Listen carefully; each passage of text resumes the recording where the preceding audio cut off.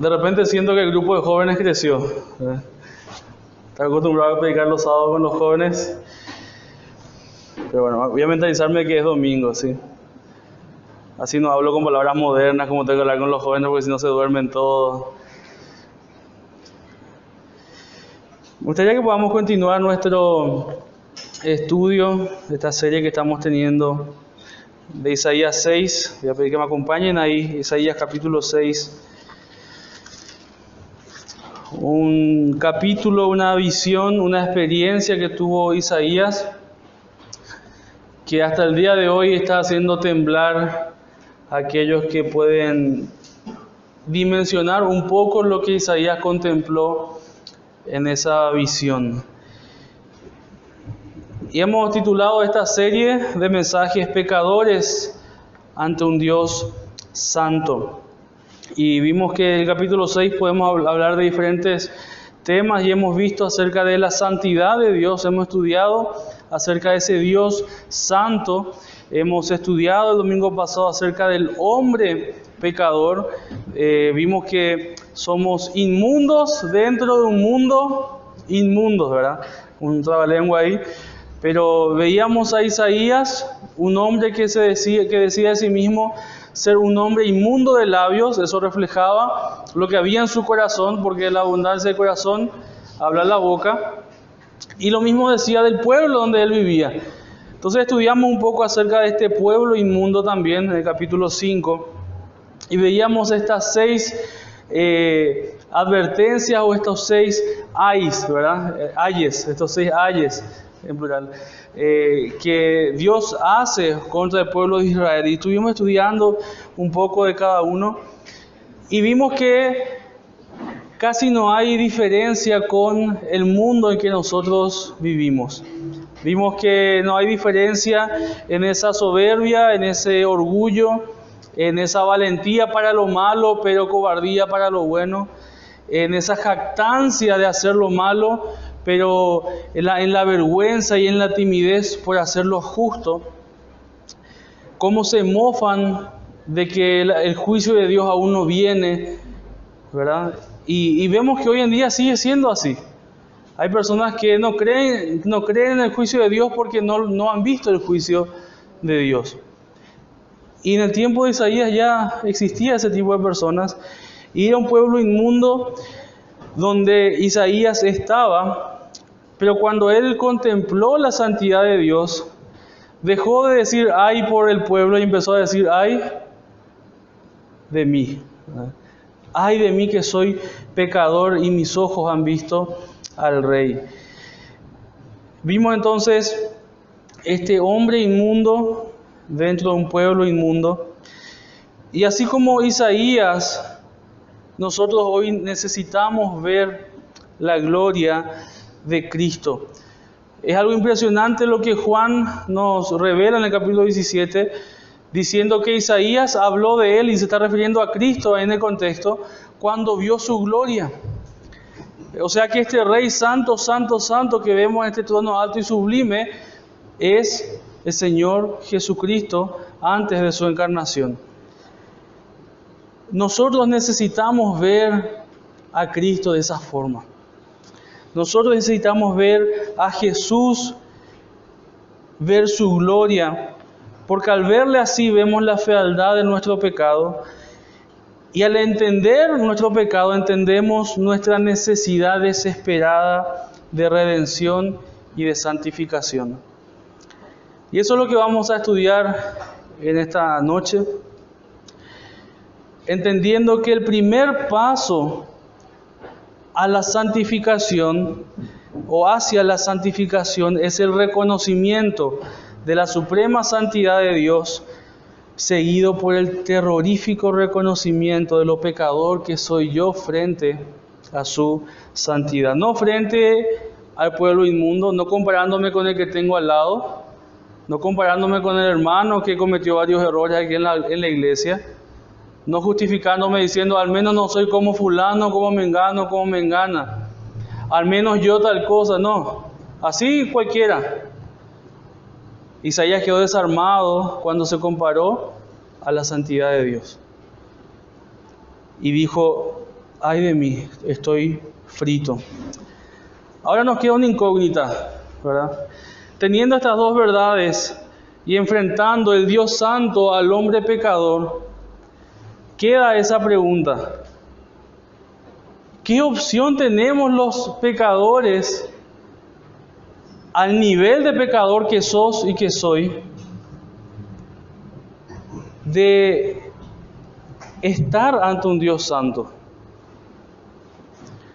Si todo quedara ahí, si el capítulo 6 terminara ahí en el versículo 5, esto sería sin duda la tragedia más grande para la humanidad.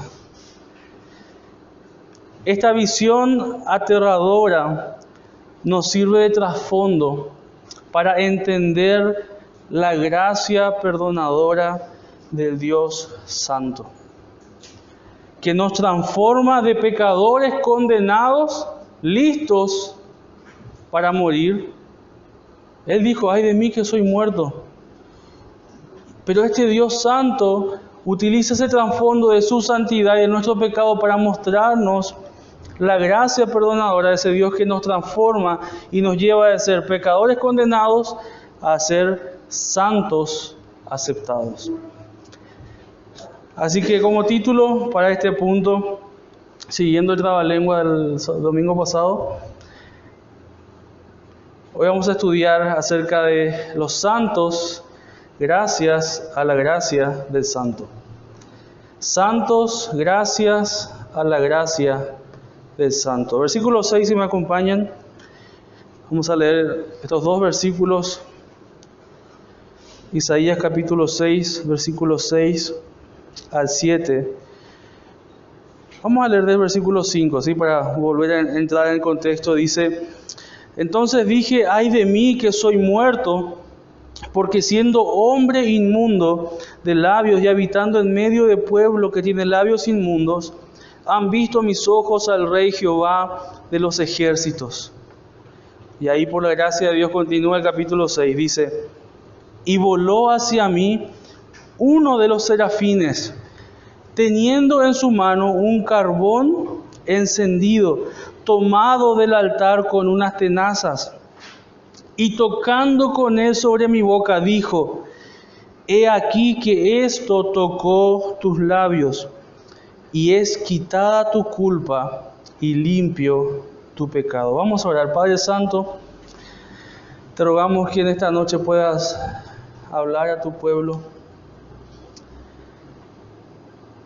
Señor, ayúdanos a poder contemplarte en cierta dimensión como lo hizo Isaías. Podamos reconocer que estamos frente a ese trono alto y sublime. Y el mismo Santo Dios que se está presentando, el mismo Señor que se está presentando a Isaías, nos está hablando hoy por medio de su palabra. Ayúdanos a darle la importancia que se merece, a darle la atención que se merece, a dejar las preocupaciones, las ansiedades, pensamientos a un costado para escucharte y ser exhortados por ti, ser animados por ti, desafiados, abrazados por tu palabra. Háblanos en esta noche, te ruego, en nombre de Cristo Jesús. Amén. Isaías, después de ver toda esta, podría decirse, dramática escena de un rey entrando en el templo, algo que no era permitido para un rey. Ese rey sí podía hacerlo. Es más, tenía su trono ahí en el lugar donde podía estar solamente el sumo sacerdote. Y veía eso Isaías, este rey sentándose tan alto ese trono, tan grande, ese trono alto, sublime, hermoso y temible al mismo tiempo. Y ese rey que solamente el borde de su manto dice que llenaba todo el templo. Y todo el templo, los quiciales, los marcos, las puertas, todo temblaban. Y a eso se acoplaba la alabanza de estos serafines que decían, Santo, Santo, Santo, llena es la tierra de su gloria. Ahí Isaías cae semi muerto, postrado, y él dice, por mi pecado, por mis pensamientos, por mi corazón pecaminoso, rebelde, orgulloso, soberbio, todo lo que Isaías podía hacer, él se entendió y se vio ya como muerto. Pero vamos a ver 3 aspectos acerca de la santificación que vemos en estos 2 versículos 6 y 7. Y comienza el versículo 6 con esta expresión: y voló hacia mí uno de los serafines. Vino alguien de parte de Dios. La iniciativa para empezar la santificación no vino de Isaías. ¿Vino de quién? De Dios. El primer aspecto es que el Dios Santo toma la iniciativa por gracia. El Dios Santo toma la iniciativa de la santificación por pura gracia. No es el hombre que da esa iniciativa, sino que es Dios. Es más, el hombre no puede tener esa iniciativa, porque no tenemos condiciones para ni siquiera acercarnos a Dios como para pedirle que nuestra relación sea reconciliada. Siendo los pecadores que somos, ni siquiera podemos acercarnos a su presencia para decirle: Dios, perdón, porque cuando intentemos entrar en su presencia no vamos a decir ni Dios y ya vamos a desaparecer. No tenemos opción. Si ni siquiera puedo entrar por mí mismo a su presencia, ¿cómo piensan que voy a traer mis buenas obras y las cosas buenas y todas las cosas que yo creo que con las que puedo convencer a Dios de que me perdone y hallarme yo justificado por mí mismo? Isaías entendió eso. Él dijo: acá no vale la pena ni siquiera pedir perdón. Acá no vemos en ninguna parte de Isaías clamando por misericordia. Él no clama por piedad. Él dijo: este Dios Santo no va a pasar por alto mi pecado. Hasta acá llegué.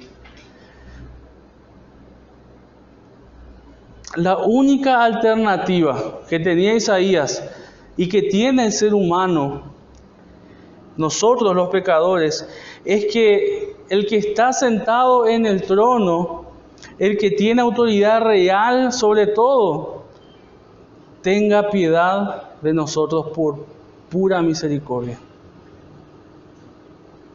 ¿Alguna vez pensaste que esa es la única alternativa que el hombre tiene delante de Dios? La única opción que vos y yo tenemos delante de Dios es que ese Dios tenga misericordia porque a Él se le plazca, porque nosotros no podemos darle razones para que muestre misericordia por nosotros. Nuestro pecado no nos dejaría ni siquiera acercarnos a su presencia.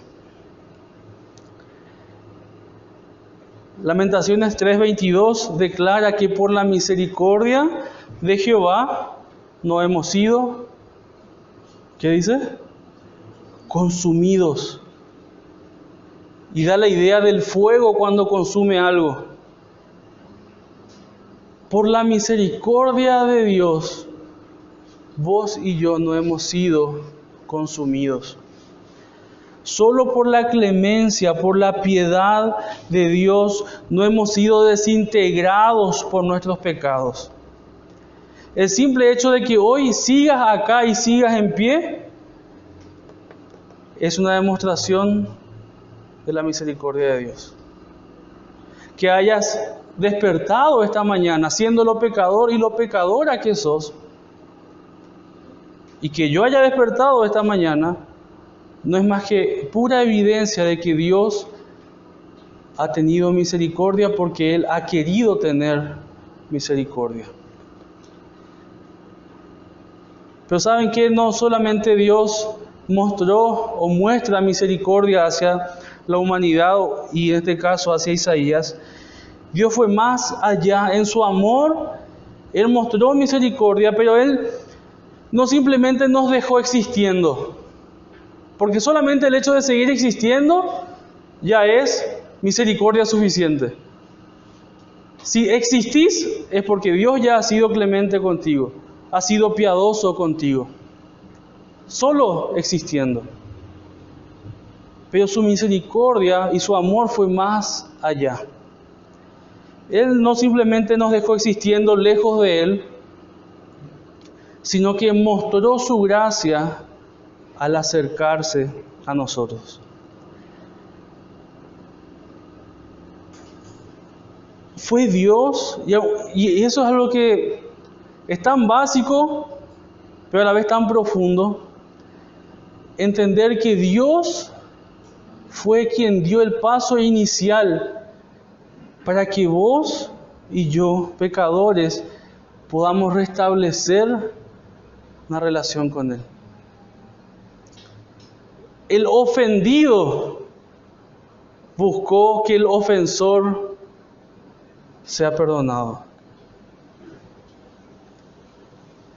Él mostró su gracia al acercarse y fue de parte de Dios esa iniciativa. Vino uno de los serafines enviados por Dios. Él se acercó para que esa relación rota por nuestro pecado, por nuestra ofensa, por nuestra rebeldía, por nuestra inmundicia, para que todo esto dejara de ser impedimento, para que todo esto dejara de ser barrera y pudiéramos tener acceso al Dios Santo. Es este Dios Santo quien toma la iniciativa de la santificación por pura gracia. Ahora, entre paréntesis,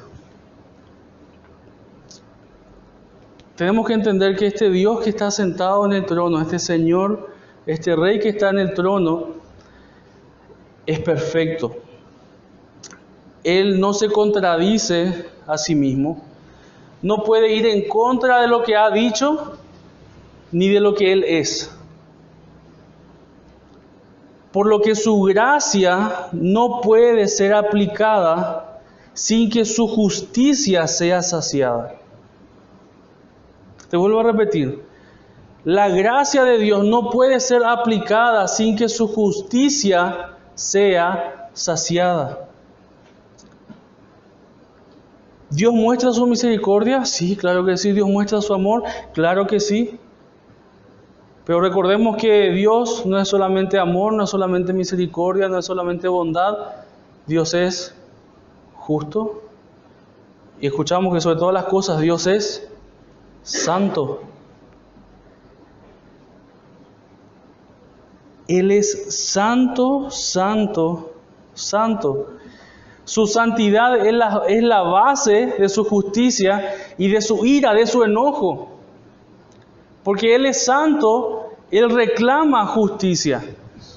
Porque Él es santo, Él castiga el pecado, Él castiga la inmundicia. Así que Dios no puede simplemente decir, pecaste contra mí, sí, yo aborrezco el pecado, pero lo puedo pasar por alto esta vez, puedo pasar por alto este pecado, así que igual yo te voy a recibir porque yo te amo y yo soy Dios misericordioso. Y no importa lo que hayas hecho, yo te voy a recibir igual, voy a pasar por alto nomás tu pecado. No, ese no es el Dios que la Biblia enseña. Ese es el Dios en quien muchos quieren creer. Es el Dios ideal para el hombre pecador. Un Dios clemente que no haga falta arreglar cuentas con Él en absoluto. Total, yo puedo hacer de mi vida lo que se me plazca. Después Él es misericordioso y me va a perdonar porque Él es bueno. ¿Cuántas veces nos hemos encontrado con personas así que se justifican y dice, vos le preguntás, ¿dónde vas a pasar la eternidad? Es que yo seré malo, pero Dios es muy bueno.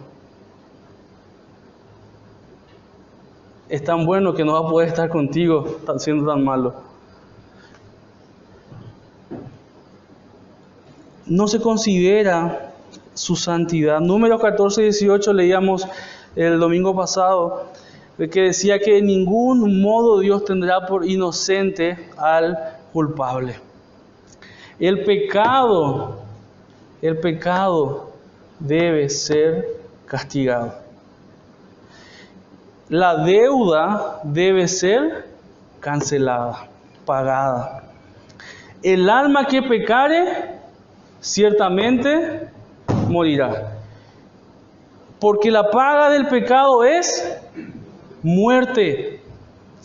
La paga y la consecuencia del pecado están establecidas no por el hombre, no por la humanidad, sino por Dios. Y Dios va a seguir lo que Él estableció. Así que Él no va a dejar tu pecado y mi pecado sin ser castigado. Es imposible que eso suceda. Es imposible que un pecado pase desapercibido a los ojos de ese Dios 3 veces santo.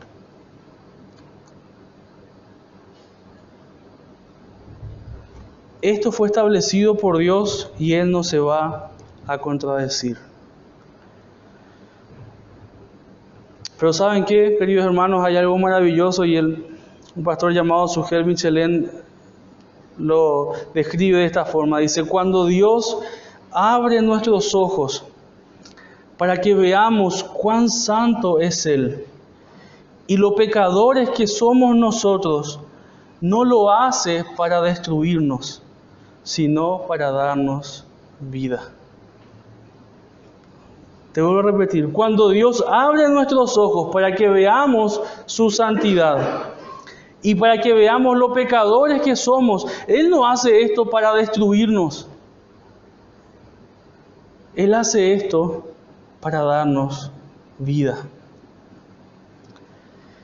Él no hizo la vista gorda al pecado del hombre. Él no hizo la vista gorda al pecado de Isaías, sino que Él proveyó el medio para que nuestro pecado pueda ser perdonado sin pasar por alto su justicia. Y este es el segundo aspecto de la santificación que vamos a ver. Dice Isaías, versículo 6, uno de los serafines teniendo en su mano, ¿qué dice? Un carbón encendido. Una brasa, algo que estaba encendido. Tomado, dice, ¿de dónde? Del altar, con unas tenazas. La manera en que Isaías fue limpiado en la visión fue a través de un carbón encendido. Este fue el medio. Y en esta visión que tuvo Isaías, vemos este segundo aspecto, que Dios, el Dios Santo, provee el medio por gracia. Provee el medio de la santificación por gracia. No solamente se acerca, no solamente Él inicia, o no solamente Él da el paso inicial para la santificación, sino que Él provee el medio para que esta santificación pueda efectuarse. Un carbón tomado del altar. Nos da este pequeño detalle. Dice que el serafín tomó este carbón ¿de dónde? De un altar que era donde se ofrecían sacrificios. Habían dos altares, donde se ofrecían los sacrificios y donde se ofrecía incienso. Al agarrar con una tenaza implica que era un altar grande. Entonces este serafín agarra con una tenaza, según la visión, la toma con su mano y con su mano va tomando este carbón encendido y toca, dice, los labios de Isaías. Este carbón encendido está totalmente conectado a este lugar, a este altar, donde el pecado del pueblo era constantemente tratado. Donde el pecado era castigado. Era un altar en el que fue entregado un sacrificio. Si había un carbón encendido, quiere decir que tuvo que haber un sacrificio. Ese sacrificio debía ser inocente, debía ser sin mancha, debía ser perfecto. Totalmente contrario a aquel que estaba ofreciendo ese sacrificio. ese sacrificio inocente iba a pagar en lugar del culpable. Ese sacrificio limpio iba a pagar en lugar del inmundo. Y no hay otra posibilidad de que el hombre llegue a acercarse al trono de Dios si no es por medio de ese altar. Alguien dijo, qué trágico sería tener el trono sin el altar. Qué tragedia sería encontrarnos con ese trono solamente y que no haya un altar antes. Porque si no hay ese altar, no hay posibilidad de que nosotros lleguemos enteros a ese trono. Para nosotros hoy, ese altar es la cruz. Esa cruz donde fue entregado ese sacrificio perfecto, inocente, nuestro Señor Jesucristo, muriendo por nosotros los culpables, los pecadores, ocupando nuestro lugar. La demanda de sacrificios tiene su origen exclusivamente en la santidad de Dios. Se estableció de que no podía haber perdón sin sacrificio. No iba a haber perdón si no se derramaba sangre. Porque la paga del pecado siempre va a ser muerte. Alguien tenía que pagar por ese pecado. No hay perdón sin sacrificio. Y el pecado debía ser quitado de la mirada santa de Dios. Y nada puede hacer esto sino solamente la sangre de Cristo. Nada puede sacar el pecado. Nada puede borrar el pecado de frente de Dios sino solamente la sangre de Cristo. Cuando Juan el Bautista vio a Jesús acercándose, dijo, he aquí el Cordero de Dios que quita. Diferente a todos los otros corderos que Isaías conoció, que Moisés conoció, que Aarón conoció. Esos corderos que cubrían momentáneamente hasta el próximo pecado, hasta el próximo año, por un tiempo definido. Solamente cubrían, porque eran sombras de lo que habría de venir. Eran símbolos de aquel cordero que iba a venir algún día a pagar y entrar una sola vez y para siempre, pagando el precio absoluto del pecado.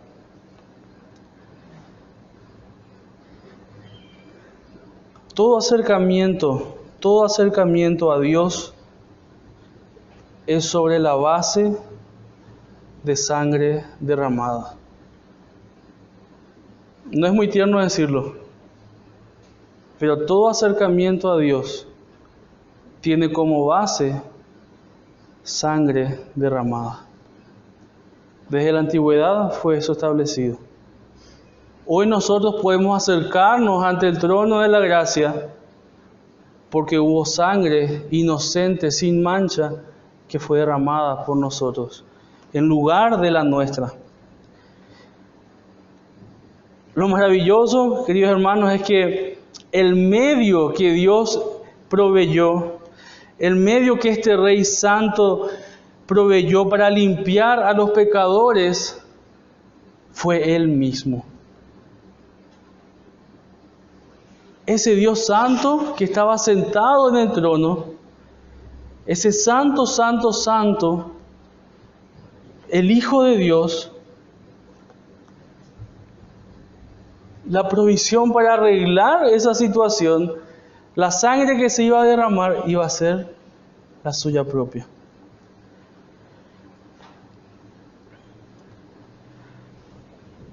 Notamos ya que Isaías no pidió perdón por su pecado, pero en esa expresión, ay de mí que soy muerto, él reconocía la santidad de Dios y está implícito su quebrantamiento y su arrepentimiento. Inmediatamente cuando Isaías declara esto y dice, ay de mí que merezco el castigo, merezco la muerte, no voy a existir más, inmediatamente se le presenta el Evangelio a Isaías. ¿Qué es el Evangelio? De que hay un Dios santo de que sí sos pecador, pero hay una provisión de parte de Dios, una oportunidad de parte de Dios de ser limpiado. El medio, la buena noticia es que había un medio por el cual Dios iba a mostrar su gracia para con Isaías y para con nosotros también. Esa era la buena noticia para Isaías, de que iba a Dios mostrar su misericordia, su gracia, pero al mismo tiempo iba a suplir también su ira y su justicia. ¿Alguna vez pensaste en lo completo que es el Evangelio? De que Dios tenía que suplir su justicia, de que Dios tenía que castigar el pecado. Que Dios te ama es solamente una parte del Evangelio, porque Dios odia el pecado del cual vos fuiste parte. ¿Cómo Dios solucionó eso? Y alguien dijo, solo a Dios se le pudo ocurrir el Evangelio. Solo a Dios se le pudo ocurrir el Evangelio. Hebreos 9:26 dice que Cristo se presentó una vez para siempre, y esta expresión es maravillosa, por el sacrificio de sí mismo, para quitar de en medio el pecado. Y Hebreos 9 nos habla de Cristo como el gran sumo sacerdote. Ese sumo sacerdote que entra al lugar santísimo, pero que al mismo tiempo es el sacrificio. ¿Saben que contemplar y entender un poco más la santidad de Dios debe llevarnos a magnificar, a entender y a ver mucho más grande la gracia y el amor de Dios? Porque si vos entendés lo santo que Dios es, y que es mucho más santo de lo que vos podés imaginar y de lo que cualquier teólogo, poeta, predicador puede llegar a describir, si llegamos a dimensionar un poco lo santo que Dios es, el resultado va a ser, Señor, qué gracia tan grande has demostrado hacia mi vida. Qué misericordia tan incomparable has mostrado hoy al permitirme seguir respirando, al mantener mi corazón latiendo segundo a segundo, haciendo todo lo que solamente Dios puede hacer para que hoy sigas acá. Contemplar su santidad magnifica su gracia y su amor redentor al proveer lo necesario para que pecadores e impíos seamos aceptados. R.A. Torrey escribió lo siguiente: la maravilla del amor de Dios no sería maravilla si un Dios no santo pudiera amar a hombres no santos. Pero que el Dios cuyo nombre es santo, el infinito Dios santo, pudiera amar a seres tan terriblemente pecaminosos como somos nosotros, esa es la maravilla de todos los siglos. Hay muchos misterios profundos en la Biblia, pero ninguno lo es tanto como este. El hecho de que Dios, siendo tan santo, pueda amarme siendo yo terriblemente pecador, dice, es la maravilla de todos los siglos. No hay mayor misterio que este. El Dios Santo toma la iniciativa de la santificación por gracia. El Dios Santo provee el medio, siendo Él mismo ese medio, ofreciéndose Él por nosotros para la santificación. Y por último, el Dios Santo nos santifica por gracia. Versículo 7: y tocando con él sobre mi boca, dijo: he aquí que esto tocó tus labios, y es quitada tu culpa, y limpio tu pecado. Es quitada tu culpa, y limpio tu pecado. Dios hace de este símbolo, de esta visión del carbón encendido, esta conexión con el sacrificio, lo hace totalmente personal a Isaías. Dios podía decirle, Isaías, ya hay un sacrificio para vos, pero él lo hizo totalmente gráfico. Agarró ese carbón y tocó justamente el área donde él declaró que era su falla principal. Yo soy un hombre inmundo de labios, y fue ahí donde el carbón tocó. Dios proveyendo para solucionar el problema exacto del pecado. Y le dijo a Isaías, ahora este carbón te está tocando. Es algo para vos, es algo personal, es algo que yo te estoy dando. Ahora que esto tocó tus labios, es algo que se te está haciendo a ti, algo que se está aplicando a ti, Isaías. Así como tu pecado y tu inmundicia fueron puestas sobre ese sacrificio inocente, así como nuestros pecados fueron puestos sobre ese sacrificio inocente, la inocencia y la santidad de ese sacrificio son puestos sobre nosotros.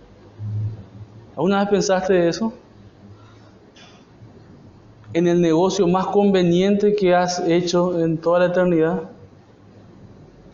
Vos entregaste todos tus pecados, toda tu maldad, toda tu inmundicia, para que otro lo tuviera y pagara por eso, mientras el otro, que era totalmente santo, te daba a vos de su santidad y te llenaba a vos de su pureza, te llenaba a vos de tu inocencia, al punto de que Dios ahora te mira y te ve santo, te ve limpio. Isaías, ahora es quitada tu culpa, porque fue pagada, eres perdonado, eres limpiado de tu pecado. La santificación tiene dos aspectos que quizás muchos saben, pero debemos recordar. Y está lo que llamamos santificación posicional. Y nos habla acerca de un carácter. Es la posición que tenemos en Cristo. Es lo que Cristo logró por nosotros y no vamos a poder perderlo, hagamos lo que hagamos. Es algo que Dios nos otorga por pura gracia y misericordia y soberanía. No es algo que nosotros hayamos logrado, así que no es algo que nosotros podamos perderlo. Dios nos da de esa santificación. Él nos ubica por medio de Cristo y nos ve posicionalmente igual que Cristo.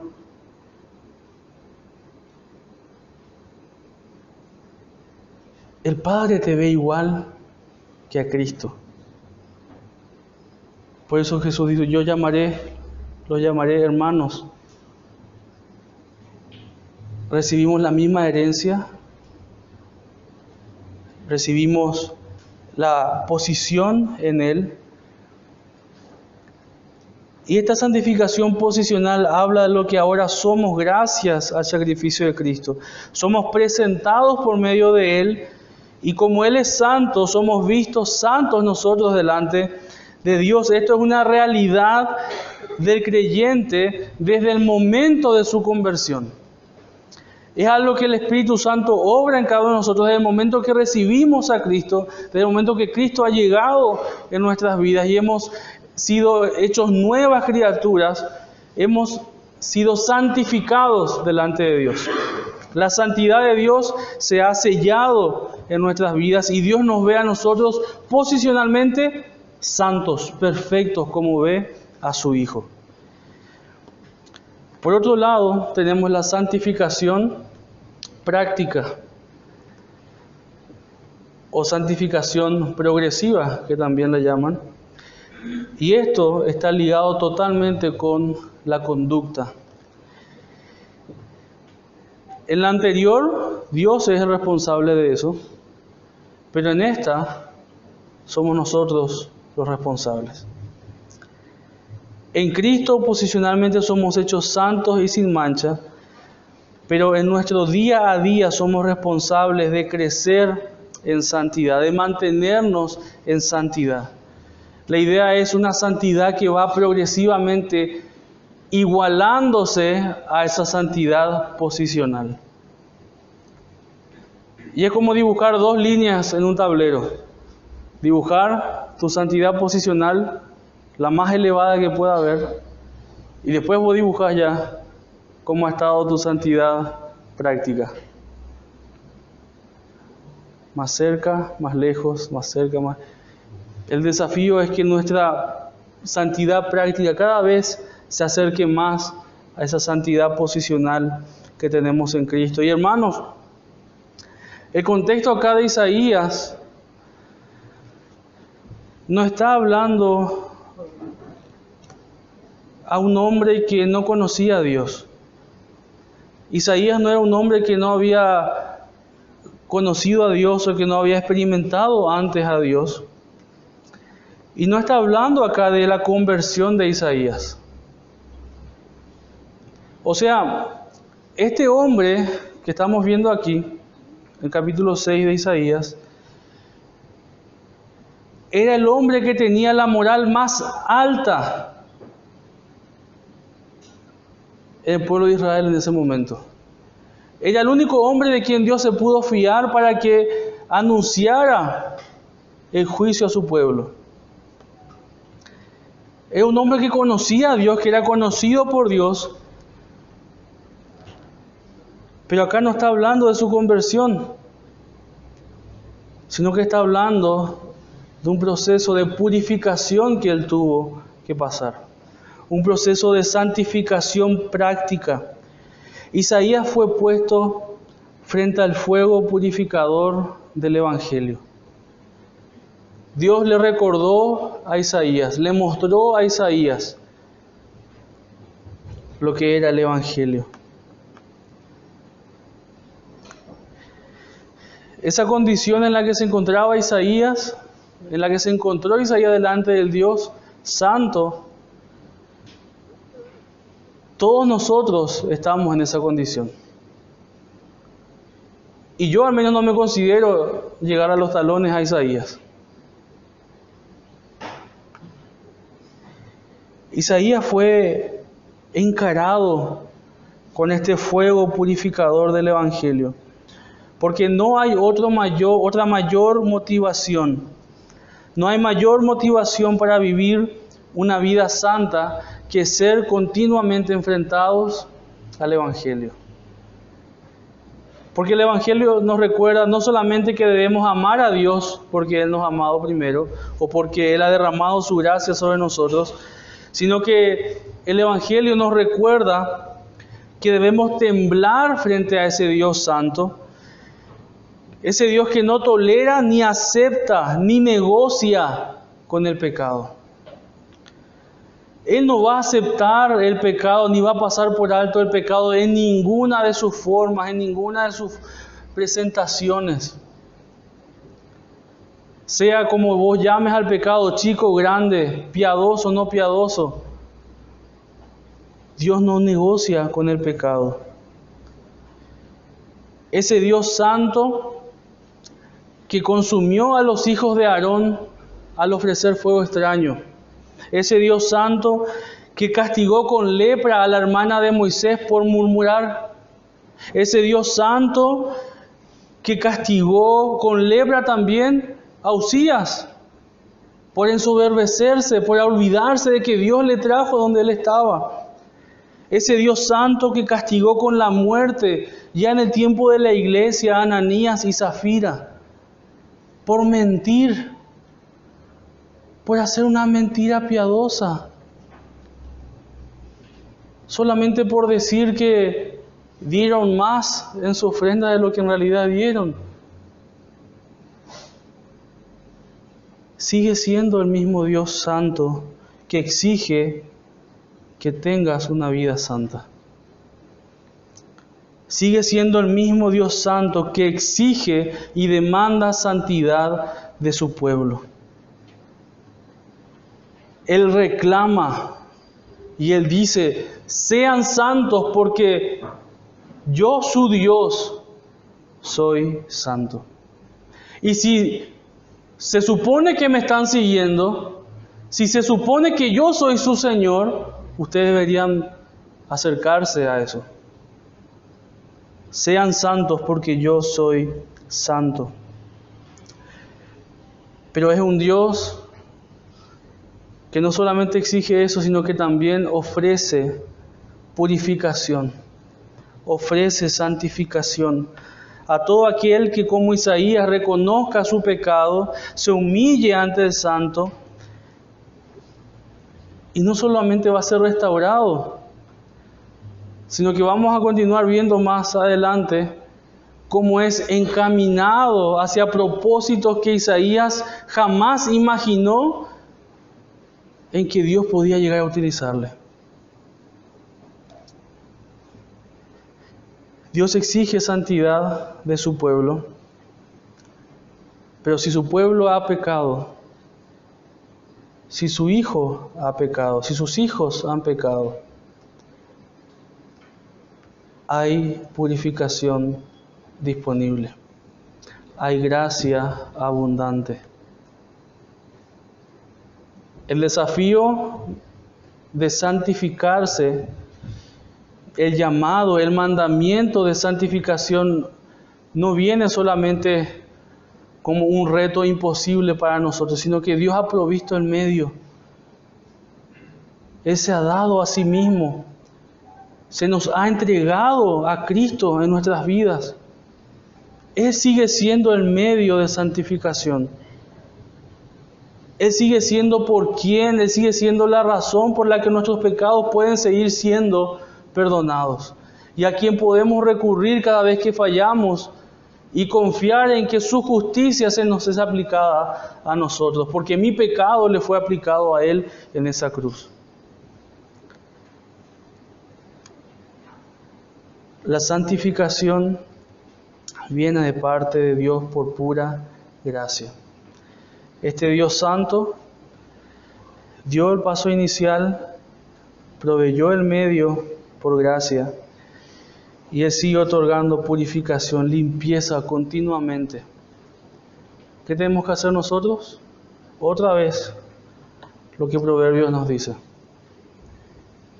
que el que confiesa su pecado va a alcanzar misericordia.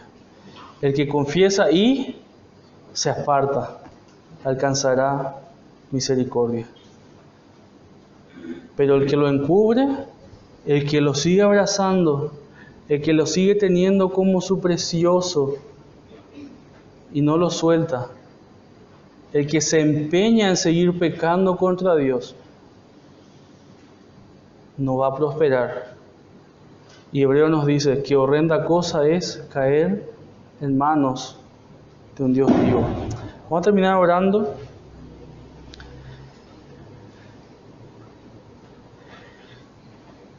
Y pienso que cada uno es consciente en cierta medida de cómo está delante de Dios. Pienso que cada uno puede llegar a entender un poco su situación personal delante de Dios, comparándose con lo que Dios exige, no con lo que los otros den o no den. La pregunta ahí es: ¿cómo estoy? ¿Cómo está mi vida de santidad? ¿Cómo está mi entrega? ¿Cómo estoy viviendo esa vida apartado o apartada para Dios? ¿Con qué pecados estoy negociando? ¿Qué pecados estoy abrazando? ¿Qué me estoy permitiendo? Pensamientos, conversaciones, amistades. ¿En qué invierto mi tiempo? Sea lo que sea, hay gracia para aquellos que entienden la santidad de Dios, para aquellos que entienden su pecado, la gravedad de su pecado. Hay un medio de perdón, hay oportunidad de reconciliación. Señor, gracias por darnos una oportunidad tras oportunidad. Sabemos que cada vez que escuchamos tu palabra, vemos el Evangelio reflejado en ella de punta a punta, Señor, y el Evangelio nos recuerda una y otra vez de que hay una buena noticia, de que aun siendo nosotros pecadores, Cristo murió por nosotros, de que aún fallándote, hay gracia para nosotros. Señor, ayúdanos a entender que no podemos seguir jugando con este concepto humano de un Dios que es puro amor. No podemos seguir jugando contigo. No podemos seguir negociando con el pecado. No podemos seguir sirviendo a dos señores. Ayúdanos a postrarnos delante de ti, solamente delante de ti, y rendirte nuestras vidas. Santifícanos, Señor, santifica a tu pueblo, guíanos en tu verdad, guíanos en tus propósitos, Señor, que podamos como iglesia seguir experimentando tu purificación, tu santificación, y que puedas seguir sacando la impureza en medio nuestro, Señor, en medio de nuestro corazón principalmente. Podamos seguir puliendo y tomando decisiones que te honren y que nos acerquen a esa santidad que tenemos en Cristo. Gracias, Señor, por este tiempo, en nombre de Jesús. Amén.